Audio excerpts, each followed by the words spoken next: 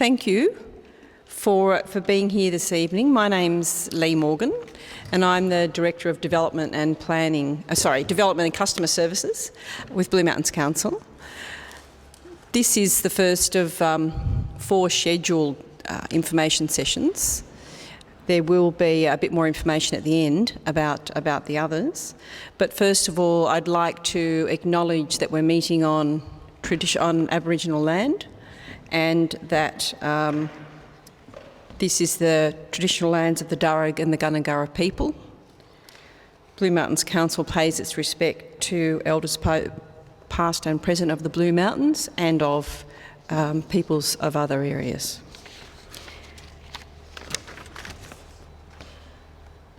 That's a quick overview of the agenda for this evening. It's fairly challenging. As I indicated, this is one of 4 sessions which are looking to try and focus on some of the key themes in the plan, in the new draft plan. Before moving off that slide, I will reinforce that the making of a submission is really critical value-adding opportunity here. It's going to be important for us to be able to consider all the issues that come forward. So, you know, it's not simply a theoretical exercise. There's a lot involved in producing a draft like a local environmental plan like this, and we really value the feedback.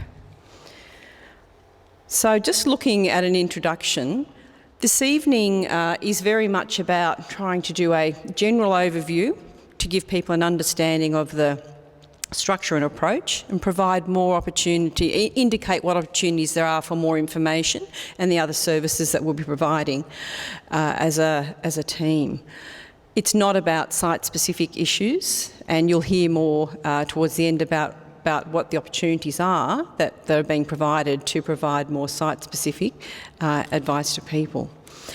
The sessions, the presentations are being recorded, and the PowerPoint will also be up on the site. So there will be that resource for those people who are interested but who can't be here this evening, or for those of you who don't have to take copious notes. We've got here tonight a number of members of the planning team that have put this who've been working on the draft plan, and there will be 3 other presenters, Andy Turner, who's the City Planning Manager, and Michelle Marr, who's a Senior Strategic Planner, and Kim Barrett, who's a Senior Planner in the Development Assessment area. But we are working across the organisation as a team, and you'll see some different faces throughout the work on the plan. If we have a very quick look there at the background, we know that we've got current local environmental plans, LEP 4 1991 and 2005, and some of you will be aware that 91 and 2005 are our key parent instruments. 2005, it was originally proposed that we would then roll 1991 into 2005. The standard instrument order was gazetted only about less than 12 months after 2005 came into being, and Council had still been working on its LEP 1991 development and rolling into a consolidated 2005 type instrument when the Department of Planning changed their view on that approach, and not much more than 12 months ago gave a deadline to have the draft instrument prepared in the standard instrument format, and the Council undertook to do that. But what that did is change the scope of what normally would be a planning exercise for preparing a parent instrument. So it's very much about translating and implementing our current framework into the standard instrument. So how have we gone about it? Certainly, we're looking nonetheless, even though we're required to adopt now the standard instrument format, we're looking to take the same planning framework approach that is articulated in LEP 2005 and in many ways also in LEP 1991, particularly in terms of environmental protection. and roll those and roll out a similar approach right across the city. LEP 2005 actually developed a lot of the mapping resources to a far higher degree of resolution and accuracy and across many more criteria. But certainly LEP 1991 established a lot of the key principles that were taken forward into LEP 2005 and are still being retained. And, you know, this city is still aiming to achieve an appropriate balance that places significant emphasis on the value of environmental protection and protecting our built character as well. We see those as being very critical, therefore allowing for an appropriate level of development within that.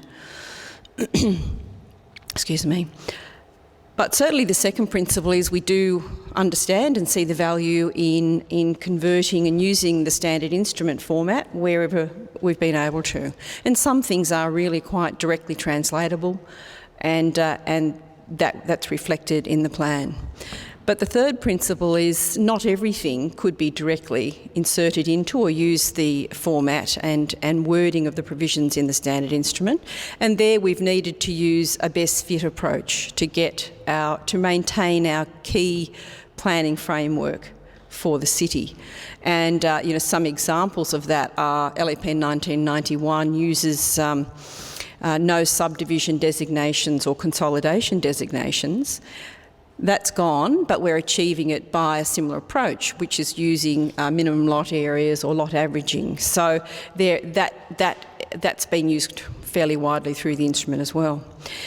There has been some introduction of new policy, but only to either reflect what's been happening externally in legislation and state other plans, but also where there's been some visibility of issues at the council and community level, and or we've been making corrections, then we have taken up some new policy. But it's pretty modest, well, it's very modest, and it is identified in planning proposals, in the planning proposal, which is one of the resource documents you'll hear a little bit more about. Before just giving an outline of the standard instrument, I wanted to reinforce some of the key drivers for the council in terms of representation we've needed to make and a case we've needed to make to the department to accommodate, and I should say retain, some of the key planning provisions, parts of our framework which we saw as critical to achieving the planning outcomes for Blue Mountains that are not part of the standard instrument, and we've had to argue each of these through. So, for example, our planning instruments at the moment require compliance with the relevant objectives of the local plan and of the zones. That is a stronger test than taking into consideration, which is the approach that's taken in the standard instrument. But that's been accepted up to this point, and we're hopeful that will continue right through. The schedule of significant vegetation communities has been another absolutely critical matter as well. This city's done quite a bit of work on trying to identify significant vegetation communities. That's evolved and become more and more sophisticated, and our mapping is also developed and applies now with across the LEP 1991 areas where there was very little LEP mapping across those areas previously. However, we've got a very complex landscape, and biodiversity and the ecological communities that support that are highly diverse in the Blue Mountains. It's not been possible, and we don't assert that the mapping has picked up all the significant vegetation communities, and therefore it's essential, in our view, and the department ultimately accepted this as part of the draft instrument. We feel it's absolutely essential so that the scheduled vegetation communities, and I think Michelle will talk about those in a bit more detail, but they are in there and they need to be in there, and they give we've got both locally significant communities but also Threatened Species Conservation Act communities listed in that schedule, and they receive the Threatened Species Conservation Act and the local communities receive the same sort of consideration. Flexibility in relation to zones, being able to extend to adjoining zone. This is an area where we have actually asked for more flexibility than is in the standard instrument. At the moment, we've got environmental protection zones on because of that complex landscape. We've got a lot of gullies and steep land and watercourses at the rear of quite a few lots. We've got a lot of what's known as split zone land, where we're trying to identify environmentally sensitive land that's not suitable for development, and the front of the lot by the road is usually the area we want to retain. That's where the development occurs. But once again, as I've mentioned, the mapping can't always be 100% accurate at the scale that we need it to apply, and therefore we want to retain the flexibility that is currently in the LEP to allow an intrusion of a potential development into 10 metres into an environmental protection zone, provided that it still can demonstrate it's meeting the objectives. And the department will need to amend the standard instrument for that to go forward, but there's support for that. I think it makes a lot of sense. The other couple of things are the high threshold test for stormwater quality entering the Blue Mountains. As that says, World Heritage Area, that's one of the reasons why we are so strong on environmental protection and wanted to retain that, and we believe it's in the community interest to do that. The standard instrument test on water quality was not anything like the current one, which is basically requires that that development not either have a neutral or beneficial effect on water quality. It must not degrade water quality because of the sensitivity of our receiving environment and because of the difficulty of managing, I think, incremental impact if you don't have quite a high order test. So that has been accepted as well. And probably lastly but not leastly are those matters which go to the built character and the preservation of the character of our villages. We've argued the requirement for a new character land use zone, which I'll talk about a little bit more, has been probably the most controversial one and the most difficult one to argue, and possibly that at highest risk, I would say. But also we wanted to argue in the period housing areas and village and town localities planning, where we had previously had place-based outcomes set for particularly town centres, villages and multi-unit housing areas. And whilst it's not quite in that form, as we've said, we've had to take some different approaches to getting the same outcomes. We think that with those things now in the standard instrument, or the draft standard instrument, it is reasonably well set for going forward and still achieving the planning outcomes that the council has been seeking. And it's not just this current council, it's been really, this is the third council in a row which has argued strongly with the state government about wanting to retain the outcomes for our planning framework. That's just a quick overview. I'm not going to go through that. As I said, it's a standard instrument, and that's one of the benefits is anywhere in the state people can go to and know where to expect to find different types of controls. And there are some commonalities that run through all, which should be of assistance to our community in understanding how land use planning works. Certainly the definitions all need to be the same across the state, where the land use definitions, which go to things like defining what's permissible development, what's prohibited development. The land use table has to be in a standard form. We think that's a retrograde step in a way, because the matrix was a very useful thing, and we can still produce a matrix, but it sits, as it were, outside of the planning instrument, so that it allows you to read on a grid quickly across zones and down land uses to see what's permissible where, and that's part of the resources that we've got on exhibition. The equivalent zones are something which everyone is required to adopt one of, or the relevant palette, and apply to their locality. We've managed to do that apart from that one zone that I mentioned, and we argued that the living conservation zone, which is often found close to, in the residential areas, close to the village centres, and we know some of them very well. So particularly South Leura, around Glenbrook are two examples where you've got traditional garden settings with housing, with the gardens dominate, very highly valued character areas. In our view, there was not an equivalent zone which would deliver that, and we did. That's why we've argued we needed a new zone. DLEP 2013 is also having to adopt, there are compulsory or mandatory clauses which you must either adopt, or if they're not applicable, you need to note them as not applicable. Otherwise, you can adopt some optional settled clauses that might be being used in various other places, and then they would encourage us to use the same format of the clauses. And then we can insert local clauses, but they ask us to do this in a very structured way within the instrument so that people who know instruments well can navigate their way around it. The maps, regretfully, we think are less user-friendly than the way we do it now, but they're also meant to be looked at digitally, not in hard copy. But it does mean you can zoom out or zoom in to quite a high level of resolution and accuracy.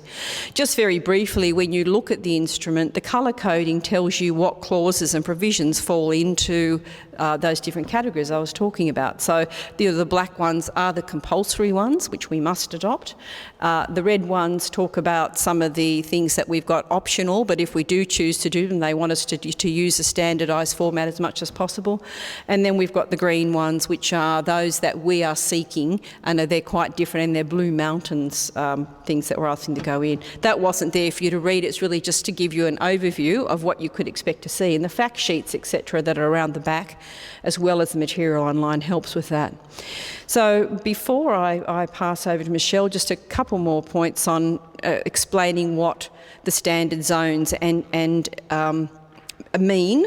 So we do need to apply a palette of standard zones to our current zones, and there are quite good zone equivalents.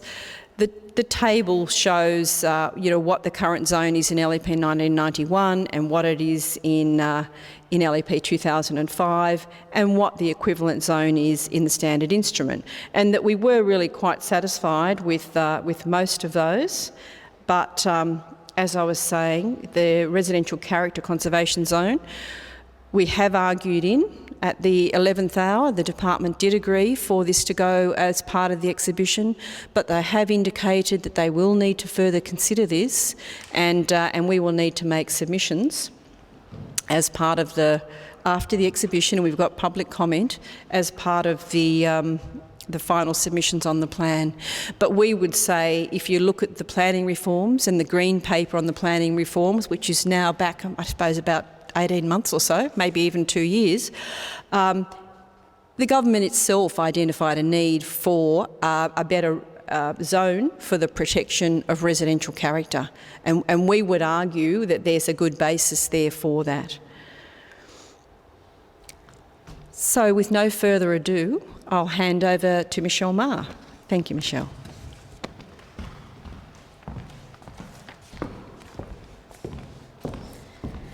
Okay, so now we're going to talk about environment and the draft LEP 2013. To give you an idea, I'm going to explain the general approach we've taken to environmental issues in looking at coming up with draft LEP 2013. And we've sort of split them into 3 different types of approaches we've taken, so I'll take us through those. For instance, we have existing environmental policy from our existing LEPs, that's both LEP 91 and LEP 2005. And as you can see there, we've been able to bring it across into draft LEP 2013 in a variety of ways: equivalent zones, development excluded land, protected areas, schedule of significant vegetation, and I'll go into these in a bit more detail as we go through. We've also managed to bring in some existing council environmental policy, which isn't currently within any of our LEPs, but which we are now taking the opportunity to bring that into our draft instrument so that people can see it within that format. And the two in particular are landslide risk and flood planning. And once again, I'll go through these in a bit more detail. We have taken the opportunity, as Lee said, Principle 4, we have brought in some new environmental policy into the Blue Mountains and into this new draft instrument. And there are 4 there, and I'll talk to most of those as we go through as well. So first of all, our existing LEP environmental policy. And just to give you a bit of an idea, and there's no need to take this all in, it'll be online if you want to have a look. Our LEP 1991 Zone Environmental Protection is now called Zone E2 Environmental Conservation. In 2005, there was Environmental Protection Private and Environmental Protection Open Space, and they've both been carried across once again into that same zone, E2 Environmental Conservation. Our development excluded land that exists under 91 and 05 has now been brought across into the draft instrument in clause 6.1, and these are all very interesting numbers. This is more so you can target it if you really want to look at it in the instrument itself. And then our environmentally sensitive vegetation, our schedules 3 and 5 in 91 and 05 consecutively, are now within schedule 6 in the draft instrument. And once again, I'd just like to reiterate, as Lee has already mentioned, that's something we did have to negotiate with the Department of Planning on, and it is considered by ourselves as quite still at risk. It'd be great to get feedback from the community through the submission process in support of that. No other council, as far as we're aware, has a schedule of significant vegetation as part of their standard instrument version, and we would see this as very essential to us moving forward into something that we believe gives us an equivalence to what we currently have in our planning controls. Now, this is a bit of a tight slide, so I'm just going to zero in on particular things. We're looking at protected areas and protected area mapping. Now, obviously, we have quite a bit under LEP 91 and then under LEP 2005. But just to give you an idea of what you might not see or you won't see within draft LEP 2013, those protected areas or their maps which have coverage under other planning instruments won't be seen in the draft LEP 2013. The state government has an approach where they believe that you shouldn't be bringing in additional legislation into your planning instruments if it's covered under other legislation. So things like our water supply catchment area and riverine scenic quality corridor are covered by other pieces of legislation, so you won't see those maps carried forward. In LEP 91, we have a protected area called environmental constraint area, and that essentially shows slope and vegetation together as the one hatched area for those who've looked at LEP 91 and are familiar with how those protected areas work. In the draft instrument, we're looking at splitting it up into 2 areas, one specifically on slope and one specifically on vegetation. So you'll see they'll be in 2 different maps, but still the same intent is there. But as Lee said, we've actually got really quite good quality mapping that's been improved since LEP 91. So we've taken the opportunity to extend that mapping across into 91 areas and make sure we have that same level and quality of mapping across all the LGA. And in terms of the ecological buffer area, protected area in LEP 2005, that's been split into 2 types of maps again. So the intent is still there, but they'll be in 2 different places. It'll still carry controls. It'll still give us protection through protected area clauses, but they're in 2 slightly different places. Canopy conservation, which is underneath LEP 1991, is now included within the vegetation constraint area mapping. So that is an individual protected area map that's now been included in another. Now, in terms of some of Council's existing council environmental policy that we're bringing in, first up, we'll just look at landslide. Since the early 80s, we've had landslip, actually a landslip policy that applies to the mounts, in particular because of the basalt soil there. So we got advice from the then equivalent to the CSIRO, I think, that we needed to include that.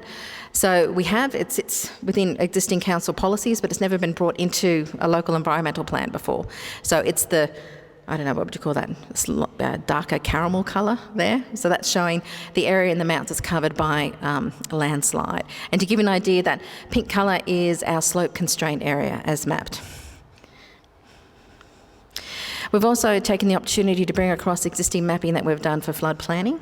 So to give you an idea, this is a snapshot of one of the maps in draft LEP 2013, showing the South Leura catchment mapping for flooding and the Jamison Creek catchment.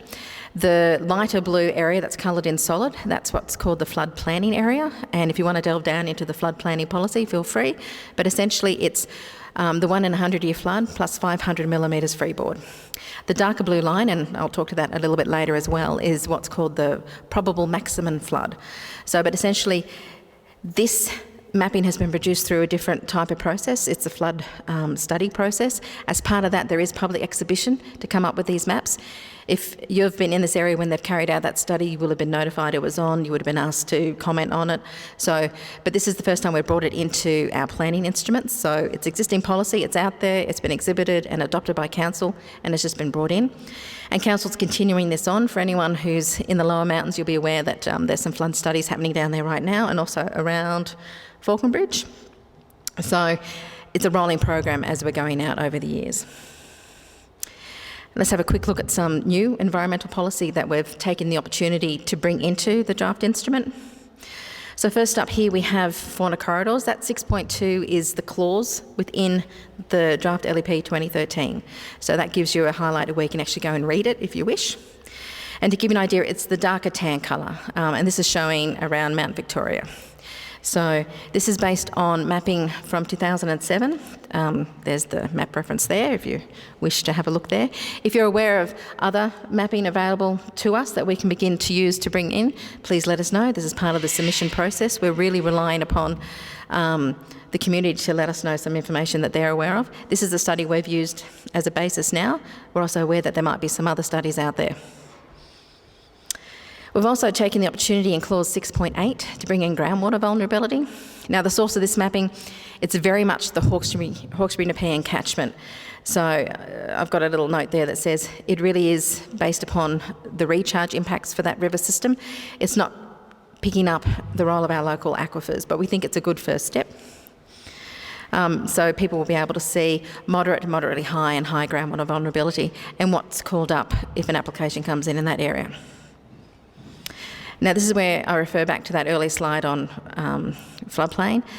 This is dealing specifically with, I suppose, the gap between our flood planning area, which is the coloured in light blue, and the darker blue line for probable maximum flood. Essentially, it's saying if you put in development with a high level of community risk, and we're talking perhaps nursing homes or schools, there's a clause in there that says you need to consider the fact that you're within an area below the probable maximum flood, and you just need to take that on board when you consider that type of application.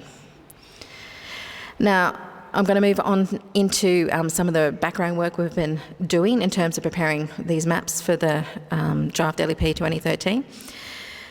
In terms of LEP 1991, when the maps were done for that instrument for vegetation, and this is what we're focusing on, it was based upon some unpublished works, information from National Parks and Wildlife, as well as some Smith & Smith mapping that was available to us. And essentially that was the information that was used to produce the LEP 1991 vegetation maps, and I'm talking particularly the protected area, environmental constraint area in LEP 91. When LEP 2005 was being done, or in the preparation of that, aerial and infrared photos were taken for the entire LGA. Thank you. And that was back in 1999. And then those photos were then interpreted for the entire LGA, and that was done work based on Smith & Smith again, and also on Douglas. And I've got there at the bottom right-hand part of this slide, fact sheet 29 will go into a bit more information about this. That work then was actually used to and became available for LEP 91, but as we talked about earlier, the maps for LEP 91 weren't necessarily updated to reflect that, but the information was there as part of the DA process. For LEP 2005, they looked at those lands that were going to be within LEP 2005. They carried out validation of that mapping, and some quadrat data work was done back in 2001.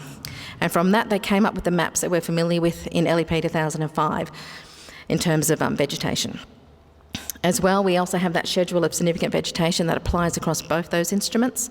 So in reality, if we didn't pick it up through the mapping, the schedule is there to catch what wasn't picked up through the mapping as part of the DA process. So once again, just stressing that aerial and infrared photography interpretation of all those of the map of the photos have been available for the LGA since 2002. What we've taken in preparing the draft instrument in 2013 was to now look at our LEP 1991 lands and run a validation process over that. That also built on work by Smith & Smith and also some work we've done internally on that. And that's come up with the vegetation maps you're seeing and that have informed our other maps within the draft instrument. And as you've seen earlier, we're also bringing across our schedule of significant vegetation to once again capture anything that has fallen through not being picked up in the maps. In terms of the application of the E2 zone in the draft instrument, so the E2 zone is that environmental conservation zone, which is the equivalent of environmental protection under 1991 and environmental protection private and environmental protection open space under LEP 2005.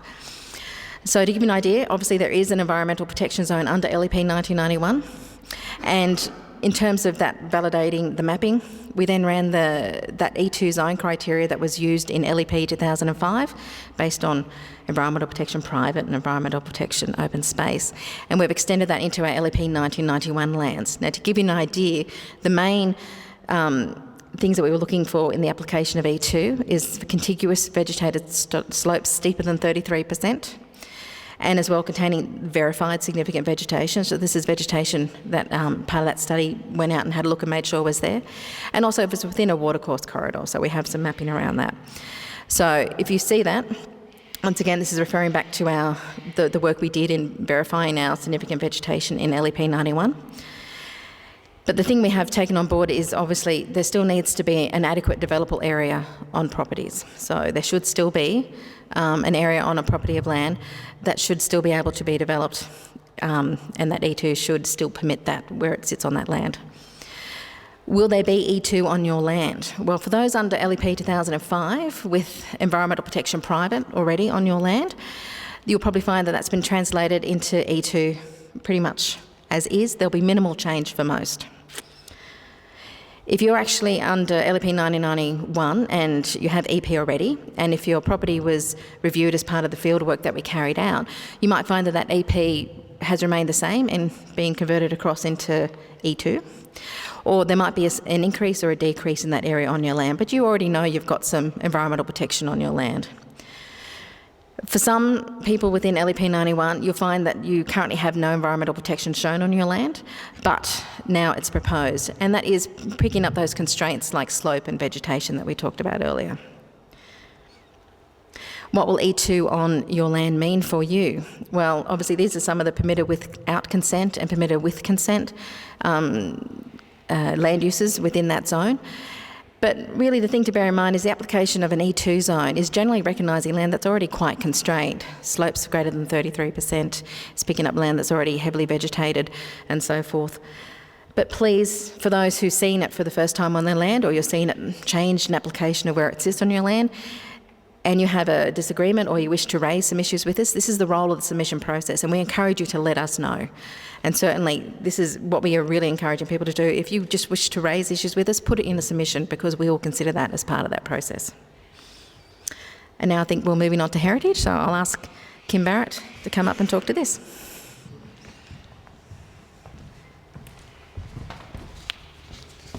Hello, so now we'll move on to the heritage section of the presentation. So as you are no doubt aware, heritage is a big component of the Blue Mountains, and it's something that defines the built character of our area, and it's obviously extremely important to the community. And so we have a number of provisions that already exist in LEP 1991 and also in LEP 2005 for the protection of heritage. There's a couple of nice photos for you there. So a heritage item may be state listed or locally listed, and we also have heritage conservation areas. Heritage items can be Indigenous or non-Indigenous, and the clause that we have under, or the couple of clauses that we have under the current LEPs and the new clause that's under the draft LEP 2013 deals with both Indigenous and non-Indigenous. Indigenous heritage is primarily dealt with under state legislation, and so the clause that's in the LEP protects it, and then it refers us to state legislation to work with it from there. So in terms of heritage items, we have over 900 items in the Blue Mountains, and some of them are state listed and some of them are locally listed. And we also have heritage conservation areas. And then, as you can see there from the slide, heading down from heritage to, I suppose, built character is period housing and then living conservation. So with the listed items, the LEP recognises provides a legal framework or legal recognition for a building, or it may be a place or an item of its heritage significance. And then with the conservation areas, similarly it recognises an area in that sense. As Lee mentioned before, the period housing area is something that we have spoken to the department about and have sought to retain under the new LEP, and we've been successful in carrying that across. And in the same way, living conservation area, we've brought in effectively a new zone into the draft LEP that we believe replicates living conservation, and there was nothing under the standard instrument which could do that adequately. So here's an example of the way that heritage is currently mapped under 2005 and 1991 LEPs. So you can see there we have individually numbered heritage items, so obviously Macquarie Road in Springwood. So all of the items there have an individual number and they're prefaced by a couple of letters which denotes the location that they're in. So, and another interesting thing to note is that the green item there are the state listed ones and the purple are the locally listed. The hatched area there is the conservation area. That's the convention that we currently use. And, sorry, there's a couple of little things there I can add.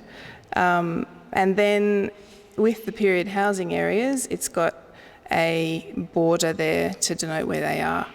So as you can see, sometimes those areas overlap, but clearly they have a different assessment under the LEP, but they clearly have heritage characteristics, and we either have the individual items, conservation areas, or the period housing areas.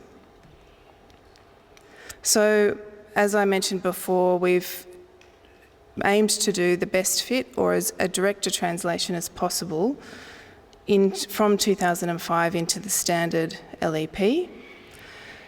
So the objectives of the clause and the main components of the clause are consolidated in the standard instrument and reflect the provisions that were under 2005 for period housing. This is the way that the mapping will appear under the draft LEP, or as it appears under the draft LEP. So the conventions are set by the Department of Planning. So you can see there the brown colour are period housing areas, and they're on what's called a built character map. The other thing that's on there are village precincts, and I'm not sure if you're aware of those, but they're particular areas that were identified under LEP 2005 within individual villages, areas that had particular characteristics or areas that we wanted to protect in a particular way. So they might have specific height limits or setbacks to boundaries, things like that. So those have also been retained under the LEP. The objectives of those precincts are there still, and the rest of the provisions will be moved across into a development control plan.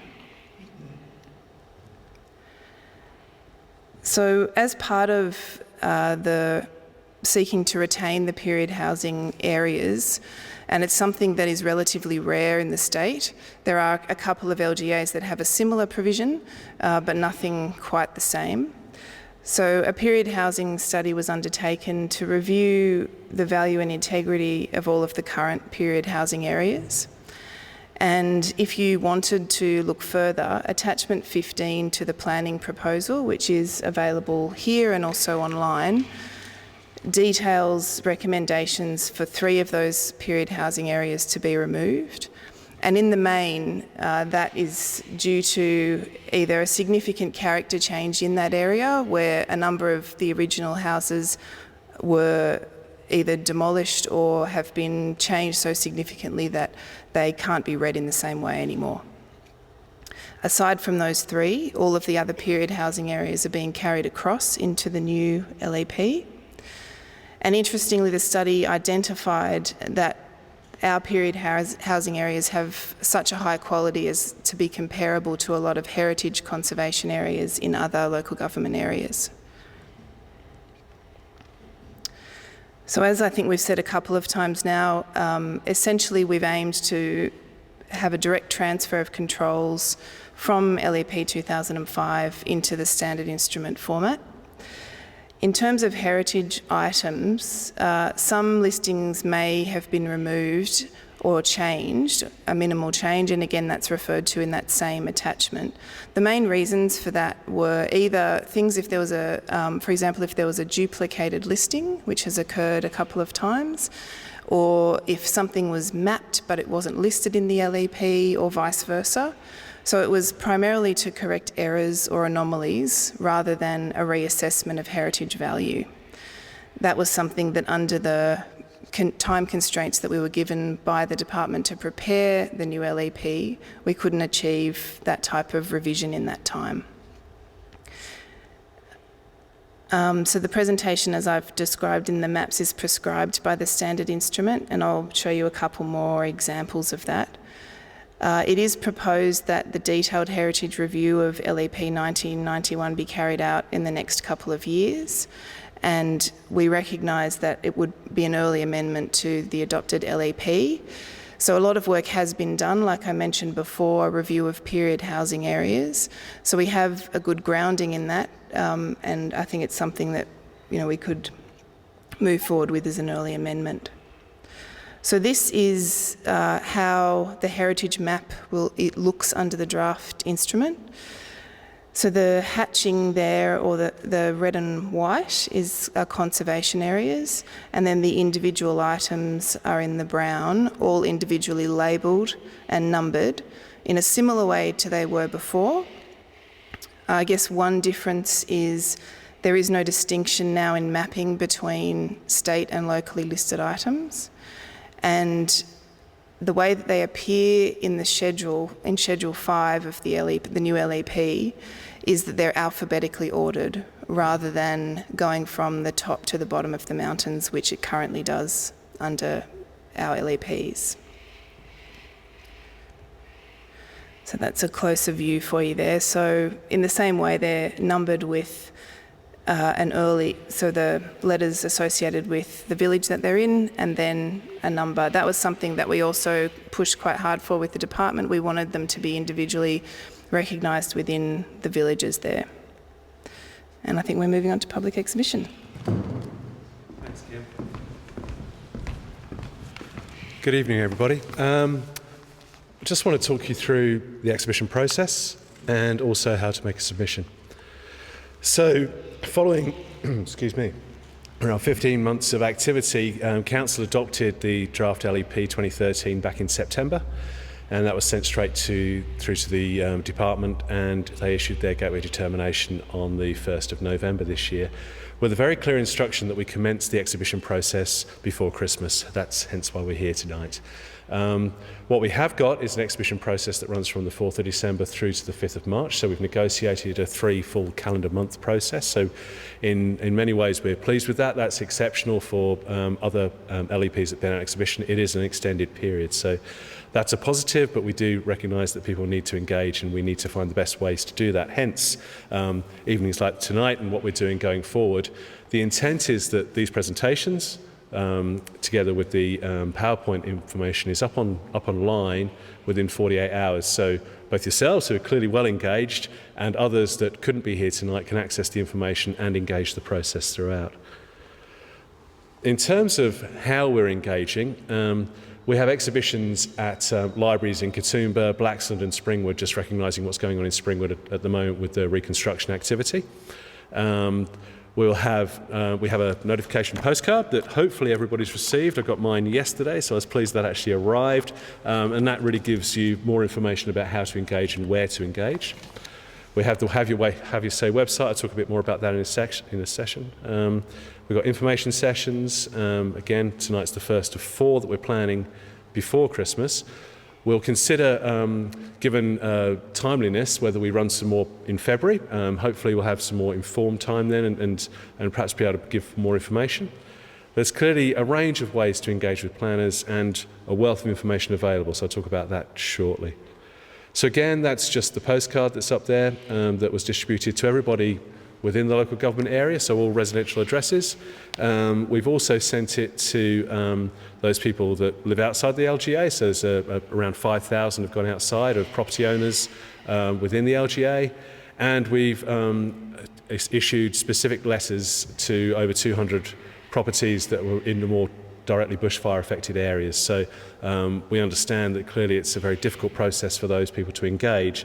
However, this is an opportunity that doesn't come around that often, and we'd encourage them to engage wherever possible, albeit acknowledging they have other priorities right now. In terms of the Have Your Say website, it's basically a mine of information. It's up and live, so if you've not looked yet, please do. I think the presentations will be clearly identified there, as well as YouTube channels for presentations like this one. It takes you through the whole process, tells you how to get involved, it informs you how to have an inquiry, how to contact planners, and then ultimately how to make a submission. If that's not working, then please use the phone lines available, come through to the department, and we can take it from there. In terms of the fact sheets, at the back of the room there are 31 arrayed out, and hopefully you've seen the fact sheet references coming up on the PowerPoint slides as we've been scrolling through, and if you haven't, then please check back through the presentation, because that's where you cross-reference the points, and Michelle's gone to great efforts to ensure that we're accurate throughout this process and really are taking people to the information that they want to see. We think we've captured everything in the fact sheets. If you find things missing, then please let us know. We're very happy to issue further updates or further information throughout the process as we run through it. You know, we think we've done a good job or a great job, but actually we're also aware that we're human and we may have missed a few items. The 4 sessions are to a structured point. It's really about getting some core information out, the sort of information you've heard this evening around how we've translated or sought best fit from our existing LEPs into the new draft LEP 2013. They're not intended to be Q&A sessions, but there is an opportunity at the end. There are plenty of planners in the room that can talk to you if you have any particular issues. It's more about getting you familiar with how the instrument works and how to direct you to the right place to make a submission or an inquiry or ask further questions. We have a session tomorrow evening in Lawson at the Mid-Mountains Neighbourhood Centre on residential development, a session next Tuesday in the Carrington on rural issues, and that's up in Katoomba, acknowledging that we've got a big rural contingent that we're keen to engage from the Megalong and hopefully from over in the mountains. It's an easier location to get to. And we're back in Lawson for business and industrial uses on the 19th, so that's next Thursday. We're very pleased with ourselves. In terms of getting information out, a few organisations have asked for a full copy of the information. We're happy to provide it, but it costs. There's a huge amount of information to get out, and I think a full set of the LEP together with background maps is running in excess of $400. We realise that's not accessible to many. We also acknowledge that we have variable download speeds across the mountains, and so we came up with the option of a USB, and that contains all the documentation on it. It's $10. We have some here tonight if you'd like to take some away, but they're also available at the service counters in Springwood and Katoomba if you're unable to get one this evening. In terms of updates, as it says at the bottom there, the best way is really via the Have Your Say website, so we'll be updating information there. We have dedicated phone lines, so the 47235 999 will take you straight to a planner, as will the 47805 999. We have a number of planners on roster, so if the first planner is engaged on the phone, it will boot to the next one. So we've got a team of 3 or 4 planners who are servicing that facility. We have a drop-in room at Council's Katoomba office at the present, serviced 9 till 2, and that's really just not booked, but just a turn-up facility at the present. Any questions, any issues you have, please take that opportunity. If there are more in-depth issues or coming to the fore, then maybe we will start booking times later, but for the time being, a drop-in facility is what we're offering. We are looking at further drop-in sessions weekly from the new year, so we'll be moving the planning team around the local government area to make them available. So we'll be using acknowledged centres, so whether the community centres or other council offices, to make people available.